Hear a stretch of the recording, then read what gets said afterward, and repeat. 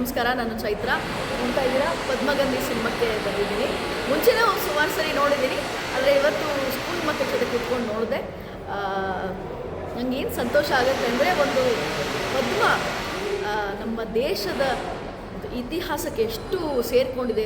ನಮ್ಮ ಕಲೆಯಲ್ಲಾಗಲಿ ಅಥವಾ ಇತಿಹಾಸದಲ್ಲಾಗಲಿ, ಸಂಗೀತದಲ್ಲಿ, ಸಾಹಿತ್ಯದಲ್ಲಿ, ನೃತ್ಯದಲ್ಲಿ ಎಷ್ಟು ವಿಭಾಗಗಳಿದೆ. ನಮ್ಮ ದೇಶ ಅಷ್ಟೇ ಅಲ್ಲ, ಇಡೀ ಜಗತ್ತಿನಲ್ಲಿ it's such an important thing.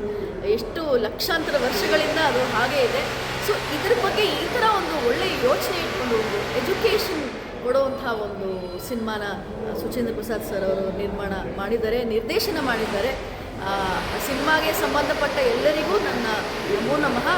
ಇದೇ ಥರ ಒಳ್ಳೆ ಚಿತ್ರಗಳನ್ನ ಮಾಡ್ತಾಯಿರಿ. ನಮ್ಮೆಲ್ಲ ಕನ್ನಡದಲ್ಲಿ, ಸಂಸ್ಕೃತದಲ್ಲಿ ಇಂಥ ಸಿನಿಮಾಗಳು ನಮ್ಮ ಕನ್ನಡದವರು ಸುಚೇಂದ್ರ ಪ್ರಸಾದ್ ಅವರು ಮಾಡಿದ್ದಾರೆ ಅಂದರೆ ಭಾಳ ಹೆಮ್ಮೆಯ ವಿಷಯ.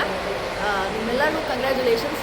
ಇಂಥ ಒಳ್ಳೆ ಸಿನಿಮಾಗಳು ಮತ್ತೆ ಮತ್ತೆ ಬರ್ತಾ ಇರಲಿ. ನನ್ನನ್ನು ಕರೆದು ಸಿನಿಮಾ ತೋರಿಸಿದ್ದಕ್ಕೂ ಥ್ಯಾಂಕ್ ಯು ವೆರಿ ಮಚ್.